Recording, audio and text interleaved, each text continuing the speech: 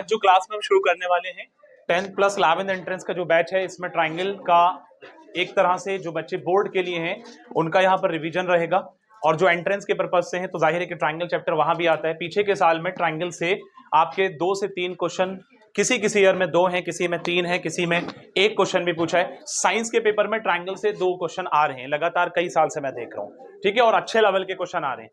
तो इसलिए आप लोग थोड़ा सा इसको सही से पढ़ना है, समझना है और बात नहीं करनी बच्चों, ठीक है। तो सबसे पहले ये जानेंगे कि ट्राइंगल क्या होता है। ट्राइंगल, शारिक बेटा सुन लो, ट्राइंगल एक क्लोज पॉलीगन है। पॉलीगन कहते हैं कि जो लाइन सेगमेंट से मिलकर के बनता है। बच्चों जरा फोकस करो, जैनब, फाइका, उमरा, अर्शिया, माहीन, सभी लोग फोकस करो। मैं कह रहा था कि ट्राइंगल क्या है। ट्राइंगल एक क्लोज पॉलीगन है। अब पॉलीगन, सवाल आता है कि पॉलीगन क्या है। पॉलीगन जो है वो आपका एक ऐसा फिगर होता है जो लाइन सेगमेंट से बनता है, क्लोज होता है। और ट्राइंगल सबसे छोटा पॉलीगन है जो 3 साइड से बनता है, जिसके अंदर 3 साइड्स हैं, 3 वर्टेक्स हैं और 3 ही एंगल हैं। तो बेसिकली मैं बिल्कुल यहाँ बिल्कुल बेसिक से बता रहा हूँ, फंडामेंटल बता रहा हूँ। यहाँ से आयान और शारिक प्लीज बेटा कॉन्सेंट्रेट है। मैं कह रहा था कि यहाँ पर एंगल का जो सम होता है, उसके इंटीरियर एंगल का सम वो 180। ट्राइंगल को हम 2 पार्ट में डिवाइड करते हैं, मतलब 2 तरीके से ट्राइंगल को जानेंगे अबूजर कैफ। तो एक ट्राइंगल जो जाना जाएगा वो आपके एंगल के बिहाफ पे, एक ट्राइंगल साइड के बिहाफ पे, ये सारे टाइप्स होते हैं। अगर मैं साइड के बिहाफ पे बात करूंगा बच्चों, तो ट्राइंगल जिनकी तीनों साइड अलग होती हैं वो स्क्लीन ट्राइंगल होगा, और जिसकी 2 साइड इक्वल होती हैं आइसोस्केल्स ट्राइंगल, और जिसकी 3 साइड इक्वल होती हैं वो इक्विलेटरल ट्राइंगल। और सब जानते हैं कि इक्विलेटरल ट्राइंगल के अंदर तीनों साइड इक्वल और तीनों एंगल भी इक्वल होते हैं, हर एक एंगल 60 का होता है। ये सब जानते हैं, बेसिक चीजें हैं, बच्चों वाली चीजें जो पीछे आप लोग पढ़ करके आए, ठीक है। उसके अलावा अगर एंगल के बिहाफ पे बात करें तो एंगल जो है एक्यूट एंगल ट्राइंगल एक होता है, उसके अलावा आपका ऑब्ट्यूज एंगल ट्राइंगल होता है राफिया बेटा, और उसके अलावा राइट एंगल ट्राइंगल होता है, ठीक है। तो 3 तरीके से हमने यहाँ पर 2 तरीके से ट्राइंगल को जाना। अब इसके अलावा जो यहाँ इस स्टैंडर्ड में हम पढ़ने वाले हैं, जो एंट्रेंस के अंदर चैप्टर आएगा, यहाँ इस चैप्टर का नाम है सिमिलर ट्राइंगल। इस चैप्टर का नाम है सिमिलर ट्राइंगल। और 9th के अंदर जो हमने पढ़ा था उस चैप्टर का नाम था कॉन्ग्रुएंस ट्राइंगल। तो कॉन्ग्रुएंस और सिमिलर के अंदर फर्क क्या होता है, इस बात को हमें जानना जरूरी है। तो फर्स्ट ऑफ ऑल यहाँ पर बेटा अबूजर और अबू तला बेटा बात नहीं करो। देखो अगर एक भी स्टेप नहीं सुनोगे, मैं बिल्कुल कॉन्सेप्चुअल बता रहा हूं, बेसिक बता रहा हूं, बात नहीं करो। मैं कह रहा था कॉन्ग्रुएंस का मतलब होता है बच्चों, कॉन्ग्रुएंस का मतलब होता है, अगर मैं कॉन्ग्रुएंस और आपके सिमिलर के अंदर अगर फर्क निकालता हूं तो इसमें माइनर फर्क है, मैं ये समझा दूं, क्योंकि ये आपने क्लास 9th में पढ़ा बच्चों और ये आप 10th के अंदर पढ़ रहे हैं, सही है। अब कॉन्ग्रुएंस का मतलब है एनी टू फिगर, ध्यान से सुनिएगा और इसको नोट भी कर लीजिए साथ में मेरे साथ। एनी टू फिगर, ये दोनों का फर्क नोट करें, डिफरेंस। विच हैव, यस बेटा इसको कर लो, which have same shape and same size, same size, ठीक है बच्चों।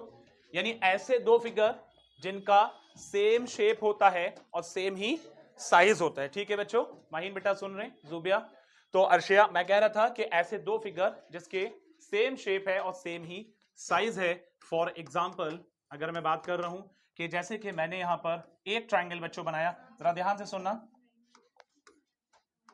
यस बेटा, मैंने एक ट्राइंगल बनाया, फॉर एग्जाम्पल इसका नाम रखा मैंने ए बी सी, और दूसरा ट्राइंगल मैंने बनाया, इसका नाम रखा डी ई एफ, ठीक है। अब अगर मैंने देखा कि भाई यहां पर ये जो एबीसी है, इसकी ये साइड इसके इक्वल है, इसकी ये वाली साइड इसके इक्वल है, और इसकी ये वाली साइड इसके इक्वल है, और इसका ये एंगल इसके इक्वल है, कहने का मतलब है कि बिल्कुल सेम शेप था और सेम ही साइज है, हर एक चीज इक्वल है। These are called congruence figure, these are called congruence figure. In class 9 हम लोग, क्लास 9 के अंदर जो हमने पढ़ा था, इसके क्राइटेरिया क्या क्या है। अगर मैं कॉन्ग्रुएंस की क्राइटेरिया की यहां बात करूंगा बच्चे, तो क्राइटेरिया हमने जो पढ़े थे, अगर आपको याद हो तो हमने पढ़ा था बाई एस एस एस, इससे क्राइटेरिया से किया था, याद है ना सबको, very good. By S A S, by R H S, very good, और एक और था बाई ए ए एस, या ए एस से भी कह सकते हैं, डजंट मैटर। तो यहां पर मैं कह रहा था कि हमने लगभग 3 से 4 क्राइटेरिया क्लास 9 के अंदर चैप्टर नंबर 7 कॉन्ग्रुएंस ट्रायंगल में सबने पढ़े हैं, ठीक है अलविदा। अब जो हम सिमिलर में पढ़ने वाले हैं वो क्या होने वाले हैं वो बता देता हूं। पहले सिमिलर फिगर को जान लेते हैं कि सिमिलर फिगर बेसिकली होता क्या है। सिमिलर फिगर, यहां पर any two figure which have same shape but not necessary same size. Getting my point? समझ में आई बच्चों बात? मैंने क्या कहा? ऐसे दो फिगर कि जिनका शेप सेम होता है लेकिन साइज सेम नहीं होता. ऐसा जरूरी नहीं है कि साइज सेम हो. तो फॉर एग्जांपल कि यहां आपका शारिक, यहां एक मैंने बनाया सर्कल जो कि एक रफ फिगर है, ये 2 सेंटीमीटर. हालांकि मैं इससे एक ड्रॉ भी कर सकता हूं. यह 2 सेंटीमीटर का है. और एक आपका मान लीजिए मैंने एक और रफ फिगर बनाया, यहां पर इसका रेडियस 3 सेंटीमीटर. दोनों ये आर इसका जो था बच्चों 2 था और इसका आर जो था प्यारे बच्चों वो 3 था. क्लियर है? तो मेरा यहां पर समझाने का इंटेंशन ये है वर्दा जूबिया बेटा, मैं कह रहा था कि ये सर्कल जो है 2 सेंटीमीटर का है और ये सर्कल 3 सेंटीमीटर का है. दोनों के शेप सेम है लेकिन साइज दोनों के अलग अलग हैं. These are called similar figure. सबका क्लियर है? हर बच्चे का? जैनब प्रेजेंट है बेटा? समझ में आ रहा है? ओके फाइव का. अब इसके अलावा हमें इसकी क्राइटेरिया को भी जानना है कि सिमिलर क्राइटेरिया क्या क्या होते हैं. फिर हम इसकी कई सारी थ्योरम्स को भी पढ़ेंगे 1 to 1 और आगे बहुत सारे इंट्रोडक्शन को कवर करेंगे यहाँ पर. ठीक है? क्या अब समझ में आ रहा है बेटा? अरफात थोड़ा आगे बैठा करो बेटा, थोड़ा सा आगे बैठो. अयान नहीं बैठने दे रहे. कौन? अच्छा जगह नहीं थी मेरे समझ में, सॉरी. कोई बात नहीं, कल से बैठना. ठीक है? नहीं मुझे लगा अयान का बोल रहे हैं. ठीक है कोई बात नहीं. मैं कह रहा था कि क्राइटेरिया इसके क्या क्या हैं. सबसे पहले यहां पर बाई ए बच्चों सुनो, बाई ए क्राइटेरिया, ये कॉन्ग्रुएंस के अंदर नहीं हुआ करता था, ये यहां पर होगा. अब ए को कई बार हम बच्चों डबल ए से, सिर्फ 2 बार ए से भी उसको सिमिलर कंसीडर करते हैं. ऐसा भी हम कई क्वेश्चंस वहां पर करेंगे. इसके अलावा यहां पर बाई और क्या होता है? एस होता है. उसके अलावा बाई एस. लेकिन सिमिलर ट्रायंगल होने के लिए उनकी साइड्स इक्वल नहीं होती बल्कि साइड्स का रेशियो इक्वल होता है. कॉरस्पॉन्डिंग साइड्स का रेशियो बच्चों इक्वल होता है लेकिन उनके साइड्स इक्वल नहीं होती. उस केस में वहां सिमिलर करते हैं. बाकी चीजें अभी दिखाई जाएंगी. इसको नोट करें जितना मैंने बताया. सब लोग नोट कर रहे हैं? बच्चों ये पॉइंट सबका क्लियर हो गया कि कॉन्ग्रुएंट फिगर क्या है. जैसा कि मैंने आपको भी थोड़ी देर पहले समझाया कि कॉन्ग्रुएंट फिगर मैंने लिखकर बताया. अंशरा और आयशा कहें जी. आयशा, तो मैंने अभी बताया कि कॉन्ग्रुएंट फिगर में क्या है कि जिनके शेप भी सेम है इरफान और जिनके साइज भी जवेरिया सेम होते हैं. सिमिलर फिगर के अंदर शेप जरूर सेम होते हैं लेकिन साइज सेम जरूरी नहीं है कि सेम हो. ठीक है? जैसे कि ये आपको दिख रहा है, जैसे कि ये आपको दिख रहा है, इस तरह से. अब एक पॉइंट, कुछ इंपॉर्टेंट पॉइंट है बच्चों, मैं यहां बता रहा हूं. अबूजर बेटा जरा फोकस करना. ये वीडियो में आप लोगों को मिलेगा तो आप वहां से रिकॉर्ड करेंगे, नोट करेंगे. तो इसमें नेक्स्ट पॉइंट है all congruent figures are similar but similar figures need not to be congruent. जितने कॉन्ग्रुएंट फिगर हैं वो सारे के सारे सिमिलर हैं, लेकिन जितने सिमिलर फिगर हैं but the similar figures need not to be congruent. ये जरूरी नहीं है कि वो कॉन्ग्रुएंट हो जाएं. Two polygons having the same number of sides are similar if. Condition सुन लेगा, ये इंपॉर्टेंट पॉइंट है बच्चों सभी लोग, ये इंपॉर्टेंट पॉइंट है. यहां पर कंडीशन ये है कि दो पॉलीगन्स जिनका सेम नंबर ऑफ साइड्स के हैं वो कहलाएंगे सिमिलर. ठीक है? तब कब कहलाएंगे? पहला पॉइंट इफ. ध्यान से सुनना, ये सिमिलर से रिलेटेड बता रहे हैं. If there corresponding angles are equal, यानी उनके corresponding angles. For example Shariq देखना, ए बी सी अयान और उसके बाद कैफ डी ई एफ. अब इसमें कह रहे हैं कि there corresponding angles are equal, उनके करस्पॉन्डिंग एंगल्स इक्वल होते हैं. एक कंडीशन, यानी ए डी के बराबर अगर हो रहे हैं, बी ई के बराबर हो रहे हैं या सी एफ के बराबर. इसमें ऑल्टरनेट भी हो सकते हैं, मतलब जैसे सी ई के बराबर हो सकता है और बी एफ के बराबर, doesn't matter, but corresponding angles इसके इक्वल रहेंगे. नेक्स्ट पॉइंट आपका रहेगा their corresponding sides are in the same ratio और proportion. For example corresponding angle का तो मैंने बताया कि angle A is equal to angle D और इस तरह से रहेगा. एक एग्जांपल है सेकंड पॉइंट के लिए, जैसे कि A B upon DE is equal to B C upon बच्चों ई एफ. इस तरह से करस्पॉन्डिंग साइड सेम प्रोपोर्शन में इस तरह से रहेगी माहीन. ठीक है बेटा? नेक्स्ट पॉइंट है, इसके अंदर नोट कहा गया है वो है same ratio of the corresponding sides mean the scale factor for the polygons. इसका मतलब है कि यानी जो मेजरमेंट रहेगा जब हम अगर इसको स्टैंडर्ड फॉर्म में लाएंगे, फॉर एग्जांपल ये 7 है, समझना मेरी बात को, और मान लीजिए कि यहां पर मैंने इसके अकॉर्डिंग 7 इसको रखा और ये वाली साइड इसके कंपैरेटिवली मैंने कौन सी रखी है, डी। तो ये भी आपका यहां पर जो साइड होगी इसका रेशियो 14 फॉर एग्जांपल, ऐसे समझ लें। यहां अगर 7 है, ये 14, तो रिड्यूस करने पे 1/2 दोनों तरफ जाएगा। कहने का मतलब मेरा ये सेम प्रोपोर्शन में इस तरह से आएंगी। बात क्लियर हो गई सबकी? ठीक है, आगे बढ़ते हैं। Important facts are related to similar figures are, जो सिमिलर फिगर्स हैं उनके कुछ इंपॉर्टेंट फैक्ट्स हैं। देखो यहां ऑल सर्कल्स आर सिमिलर, अच्छा पॉइंट है, याद रखने का है। एक नंबर में इस तरह के क्वेश्चन इन कंसेप्चुअल पॉइंट से बनाए जाते हैं। नेक्स्ट आता है ऑल स्क्वायर्स आर सिमिलर, ठीक है। नेक्स्ट आता है all equilateral triangles are similar, okay. Next आता है the ratio of any two corresponding sides in two equiangular triangles is always same, is always same, is always same. क्या कह रहे हैं?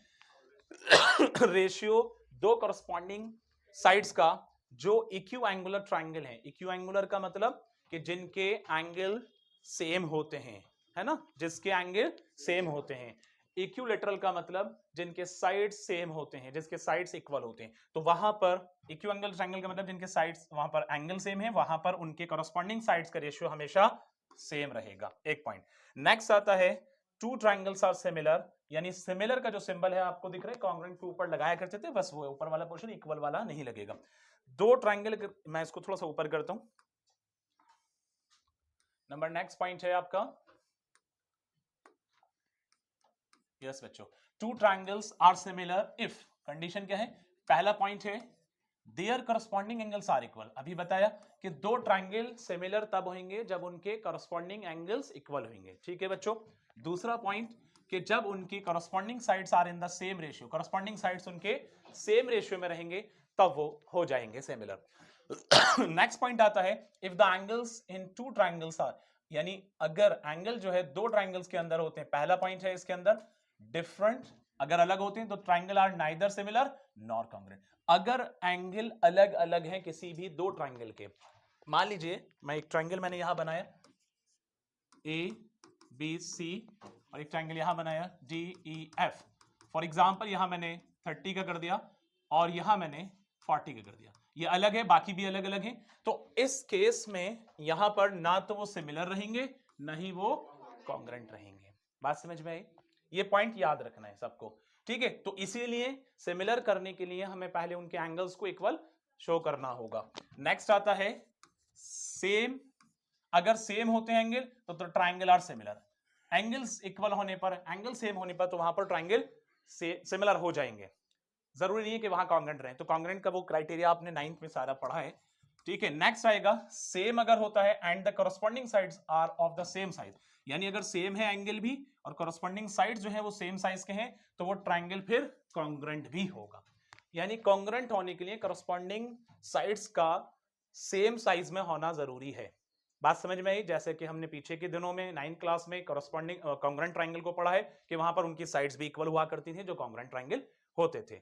लेकिन सिर्फ अगर सिमिलर की बात करेंगे तो उसके लिए मिनिमम एंगल्स इक्वल होना जरूरी होगा। बात क्लियर है?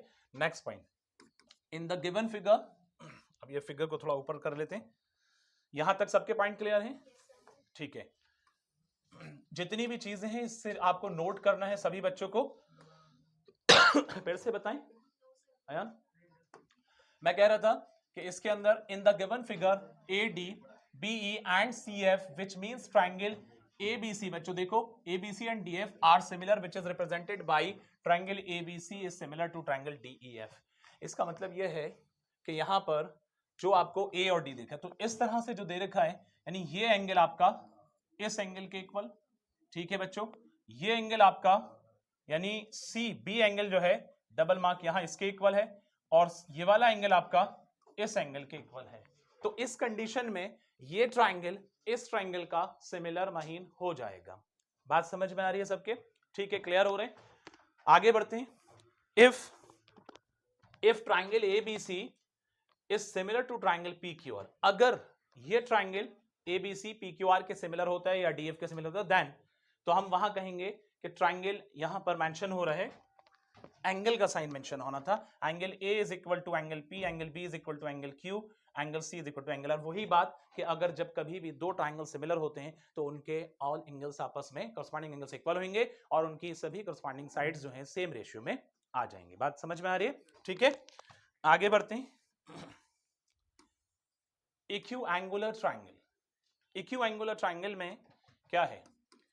Two triangles are equiangular if their corresponding angles are equal. If their corresponding angles are equal, the ratio of any two corresponding sides in such triangle is always the same. क्या कहा कि अगर इक्विएंगुलर triangle की बात की जा रही है तो वहां पर जो है उनके corresponding angles जो है वो इक्वल रहेंगे, और कह रहे हैं कि the ratio of any to corresponding, कोई भी दो corresponding साइड्स का रेशियो वो आपका हमेशा सेम रहेगा. फॉर एग्जाम्पल यहां पर पी क्यू आर और यहां पर डब्ल्यू एक्स या वाई जेड ऐसे कर लेते हैं. तो यहां पर जैसे कि ये दो ट्राइंगल है, फॉर एग्जांपल शारे कहान बेटा सुनो, यहां पर ये एंगल इस एंगल के इक्वल हो रहे हैं, ये एंगल इस एंगल के इक्वल हो रहे हैं, और ये वाला एंगल आपका इस एंगल के इक्वल है. ठीक है, एक कंडीशन. दूसरी कंडीशन ये कि अगर एंगल यहां पर इक्वल हो रहे हैं कॉरस्पॉन्डिंग, तो उनके साइड्स सेम रेशियो में जाएंगे, जैसा कि मैंने पहले बताया कि P Q upon W Y equal to Q R upon Y Z हो जाएगा. सही है, ये कंडीशन है. अब इसके अंदर एक बड़ी इंपॉर्टेंट थ्योरम है, जिसका नाम है basic proportionality theorem. It is also known as Thales theorem. और पीछे के सालों में लगातार एमयू बोर्ड की अगर मैं बात करूं तो लगातार बैक टू बैक कभी ये प्रोपोर्शनलिटी थ्योरम यानी थेल्स थ्योरम दे रहे हैं, कभी उसका कन्वर्स दे रहे हैं. जिस साल में कन्वर्स आया है उसके नेक्स्ट वाले में नॉर्मल थ्योरम दे रहे हैं, जिस साल में ये थ्योरम आई है उसका अगले वाले में थ्योरम कन्वर्स दे देते हैं. तो कुल मिलाकर के ये है कि ये थ्योरम इंपॉर्टेंट है, और ये सिर्फ एमयू में ही नहीं बल्कि सीबीएसई और यूपी बोर्ड में भी लगातार देखे जा रहे हैं. ये थ्योरम अक्सर आपको ड्राइव करने को आता है, इसका सोल्यूशन मतलब पूरा प्रूफ करने को आता है, तो वो भी करवाया जाएगा. फिलहाल इसका स्टेटमेंट समझ लेते हैं. ठीक है बच्चों, इसका नाम क्या है? बेसिक प्रोपोर्शनलिटी थ्योरम, या इसको थेल्स थ्योरम के नाम से भी उम्र जानते हैं. इसके अंदर यह है कि if a line is drawn parallel to one side of a triangle to intersect the other two sides in distinct points, the other two sides are divided in the same ratio. आपको कुछ याद आ रहा होगा इससे related, आपने class 9th में areas of triangle in parallelogram के नाम से एक चैप्टर हुआ करता था, और उस चैप्टर के अंदर आपने मिड पॉइंट थ्योरम पढ़ी थी, सबने पढ़ी थी. तो उसी का थोड़ा सा यहां पर कह सकते हैं एडवांस है. मतलब कह रहे हैं कि जैसे ये आपका एक ट्राइंगल है बच्चों A B C. If a line is drawn parallel to one side of a triangle to intersect the other two side, यानी एक लाइन यहां ड्रॉ की जाती है जिसका मैंने रखा DE. अब ये लाइन सुनो बच्चों, अब ये लाइन इस लाइन के पैरेलल है, कह रहे हैं जो हम ड्रॉ कर रहे हैं दो साइड पर जो आ रहे हैं. फिर उसके बाद the other two sides are divided in the same ratio. Condition इसकी ये होगी शारिक कि if D is parallel to BC, अगर डी बीसी के पैरेलल होता है देन हम यहां पर ये कहेंगे कि the other two sides are divided in the same ratio, यानी दो ये वाली साइड, एक ये वाली और एक ये साइड, यानी ये दोनों की दोनों साइडें जो है सेम रेशियो में डिवाइड हो जाएंगे, यानी ये हिस्सा इसके और ये हिस्सा इसके. ऐसे ही यहां से यहां और यहां से यहां हो जाएगा. तो कह सकते हैं AD upon DB is equal to बच्चों AE अपॉन EC हो जाएगा. अयान बेटा कोई दिक्कत हो रही है? लगातार आवाज आ रही है बेटा, कोई कंफ्यूजन है तो मुझसे पूछ लो. मैं कह रहा था ये क्लियर है सबको, इंपॉर्टेंट. मैंने सिर्फ अभी इसका एक कंक्लूजन आपको बताया कि जो स्टेटमेंट में कहा गया, बाकी मैं इसको प्रूफ करके आपको करवाऊंगा. बाकायदा इसका प्रॉपर सोल्यूशन है. पीछे के सालों में ये बड़े मार्क्स में भी आया है ये थ्योरम. यहां पर इसमें थोड़ा कंस्ट्रक्शंस होगा, देन उसके बाद इसको बाकायदा प्रूफ किया जाएगा. एनसीईआरटी के अंदर प्रॉपर सोल्यूशन इसका अवेलेबल है, बट मैं करवाऊंगा इसको. ठीक है, तो ये पॉइंट क्लियर है आपका कि जब किसी ट्राइंगल के अंदर किसी भी दो साइड पर जो डिस्टिंक्ट पॉइंट लेकर के हम जो ड्रॉ कर रहे हैं एक लाइन, वो लाइन उस तीसरी लाइन के पैरेलल है, उन दोनों अगर वो पैरेलल होती है तो उन दोनों लाइन को वो सेम रेशियो में बांट देती है. बात क्लियर? आगे बढ़ते हैं. Converse of BPT. Converse of BPT में क्या है? If a line divides any two sides of a triangle in the same ratio then the line is parallel to third side. यानी इसका उल्टा है, यानी अगर ये चीज यहां आ जाएगी, यानी ये लाइन जो है इस वाली लाइन को और इस लाइन को सेम रेशियो में बांटती है, तो फिर ये लाइन इस लाइन के पैरेलल हो जाएगी. बात समझ में आई? ये इसका कन्वर्स है, यानी इफ वाली कंडीशन में ये हो जाएगा, देन वाली कंडीशन में ये हो जाएगा. बात क्लियर है? आगे बढ़ते हैं. A line drawn through the midpoint of one side of a triangle which is parallel to another side bisect the third side. In other words, the line joining the midpoint of any two sides of a triangle is parallel to the third side. यानी यहाँ पर भी वही बात की गई है कि एक लाइन जब ड्रॉ करते हैं किसी एक मिड पॉइंट से किसी एक ट्राइंगल की एक साइड के मिड पॉइंट बना करके, तो वो पैरेलल होती है। यानी यहाँ पर मिड पॉइंट थ्योरम को बताया गया है। याद दिलाता हूं मैं आप लोगों को, क्लास 9th में हमने जो पढ़ा, जैसे कि आपने यहां ड्रॉ किया ABC, ठीक है, आपको याद होगा कि यहां पर हम ये एक मिड पॉइंट ड्रॉ कर रहे हैं, ठीक है, इससे जो लाइन मैं यहां पर ड्रॉ कर रहा हूं ये एक इस जगह पर पॉइंट आ रहा है E, तो यहां ये वाली लाइन कंडीशन क्या थी, if D is mid point, D is the, बच्चों ध्यान से सुनो, D is the mid point, अगर D मिड पॉइंट है ऑफ AB का and DE is parallel to बच्चों BC हो रहा है, तो हम यहां पर इस बात को कह देंगे कि D BC के पैरेलल हो रहा है, तो D इसका मिड पॉइंट है, यानी एक तरह से यहां पर मिड पॉइंट का ये कन्वर्स बताया गया है। तो उस केस में क्या होगा कि ये पैरेलल भी हो रहा है एक साइड में, तो E भी मिड पॉइंट हो जाएगा। E is also mid point of, किसका मिड पॉइंट हो जाएगा, AB का। सही है बच्चों, मिड पॉइंट ऑफ AC, ये बात। लेकिन मिड पॉइंट थ्योरम का जो कन्वर्स के अलावा जो दूसरा था, जो नॉर्मल था, वो क्या था कि भाई यहां पर जो है ये और ये मिलाकर के दोनों मिड पॉइंट से जो लाइन ड्रॉ की जा रही है, तो वो यहां इस लाइन के पैरेलल और तीसरी लाइन के पैरेलल और हाफ के इक्वल होगा। यानी कंडीशन क्या थी उस जगह कंडीशन ये थी, if D and E are, मैं शॉर्ट में लिख रहा हूं, आर मिड पॉइंट, तो तब क्या होता था बच्चों, याद दिलाता हूं, तब होता था कि D इज पैरेलल टू बच्चों, किसके पैरेलल होता था, BC के, and DE is equal to half of BC। याद आ रहा है, ऐसा कुछ हुआ करता था वहां पर, है ना। ये क्लास 9 का मिड पॉइंट थ्योरम था। तो अभी तक हमने यहां पढ़ा, और उसके बाद फिर आगे कुछ क्राइटेरियाज हैं उनको पढ़ा जाएगा, ठीक है। फोकस कर लिए 1 मिनट के लिए, और उसमें दोनों ट्राइंगल के तीनों एंगल इक्वल हो जाएंगे, ठीक है। मैंने जैसा बताया, if in two triangles corresponding angles are equal then there corresponding sides are in the same ratio और proportion, hence two triangles similar. यानी अगर उन दोनों ट्राइंगल के तीनों एंगल आपके इक्वल हो जाते हैं, तो उस केस में बच्चों आपके उस ट्राइंगल की साइड सेम रेशियो में या प्रोपोर्शन में हो जाएगी, ठीक है। तो वो ट्राइंगल आपके वहां पर सिमिलर हो जाएंगे। नेक्स्ट आता है आपका बाई ए क्राइटेरिया, यानी इसी को हम 2A से भी दो हाँ, इसको आप अपने हिसाब से देख लें बेटा। यस, अब इधर फोकस करें तो ए क्राइटेरिया के हिसाब से यहां देख रहे हैं, इसमें कोई भी दो एंगल और ट्राइंगल के कोई भी दो एंगल अगर इक्वल हो रहे हैं तो वहां पर वो सिमिलरिटी क्राइटेरिया लग जाएगा। नेक्स्ट आता है does AA similarity criteria changes to AA similarity criterion which can be stated as follows। Condition है, if two angles of one triangle are respectively equal to two angles of other triangle then the two triangles are similar। वही बात जो मैंने अभी बताई, किसी भी triangle के दो एंगल जब इक्वल हैं रिस्पेक्टिवली दूसरे ट्राइंगल के, तो वहां वो दोनों ट्राइंगल सिमिलर हो जाएंगे, ठीक है। नेक्स्ट आता है बच्चों, नेक्स्ट आता है converse of a similarity criteria. Converse of a, ये क्या है, इफ टू ट्राइंगल्स बच्चों सुनो are similar then there corresponding angles are equal. यानी अगर इसका कन्वर्स क्या है, यानी अगर वो दो ट्राइंगल सिमिलर होते हैं इन केस, तो वहां आप मान के चलेंगे कि वो तीनों एंगल उसके आपस में इक्वल हो जाएंगे, ये इसका कन्वर्स हो जाएगा। एस की बात करेंगे जहां साइड है, यानी इस क्राइटेरिया में अगर दो ट्राइंगल के साइड्स जो है वो एक ट्राइंगल की प्रोपोर्शन है दूसरे ट्राइंगल के सेम प्रोपोर्शन में, तो वो वहां पर भी आपका वो दोनों ट्राइंगल सिमिलर हो जाएंगे। जैसा मैंने बताया, sides of other triangle then there corresponding angles are equal, फिर उसके करस्पॉन्डिंग एंगल्स इक्वल हो जाएंगे अगर उनके साइड्स सेम प्रोपोर्शन में सेम रेशियो में आएंगे।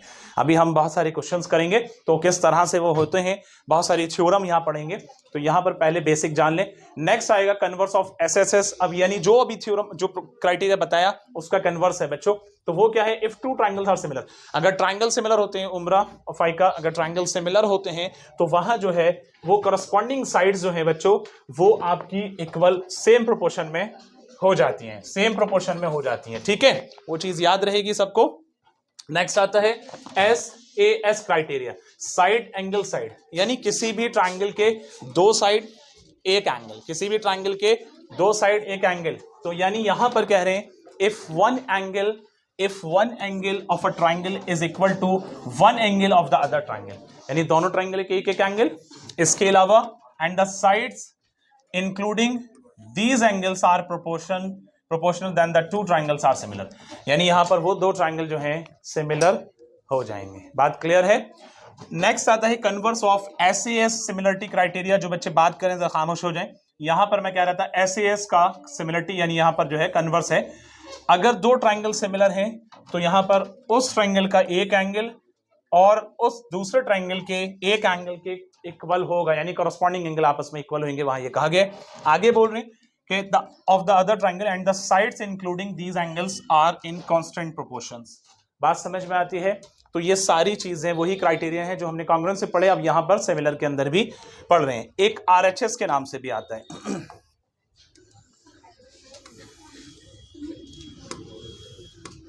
RHS क्राइटेरिया क्या है?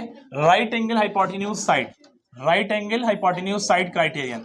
इफ इन टू ट्राइंगल्स, बात नहीं करो, if in two triangles hypotenuse and one side of triangle are proportional to the hypotenuse of one side of another triangle, then the two triangles are similar. This criteria is referred as RHS similarity criteria. जैसा कि हम congruence के अंदर RHS पढ़ते थे वैसे यहां पर भी रहेगा। तो मैंने क्या बताया कि दो ट्राइंगल में हाइपोटेन्यूज और एक साइड जो है उस ट्राइंगल की सेम प्रोपोर्शन में होती है और आपका एक राइट एंगल वहां पर दोनों के अंदर इक्वल होता है, तो वो RHS क्राइटेरिया से हो जाएगा। नेक्स्ट आता है पाइथागोरस थ्योरम। क्योंकि पाइथागोरस थ्योरम को बहुत पहले आप लोग वर्दा पढ़ चुके हैं, जूबिया पढ़ चुके हैं। पाइथागोरस थ्योरम को 7th में भी 8th में भी सबने पढ़ा है। तो पाइथागोरस थ्योरम क्या है कि जहां पर आपका राइट एंगल ट्राइंगल के अंदर जो ABC ये राइट एंगल है, इसके सामने हाइपोटेन्यूज है, यहां पर आपका ये AC का स्क्वायर इक्वल हो जाता है, यानी हाइपोटेन्यूज का स्क्वायर ये बेस और परपेंडिकुलर के सम के स्क्वायर के बराबर हो जाता है। ठीक है, ये चीजें आप बहुत पहले पढ़ चुके हैं। ठीक है, तो यहां पर वही बात, इन a right triangle the square of the hypotenuse is equal to the sum of the square of the other two sides। जो बात मैंने वहां मेंशन की है वही बात यहां लिखी गई है।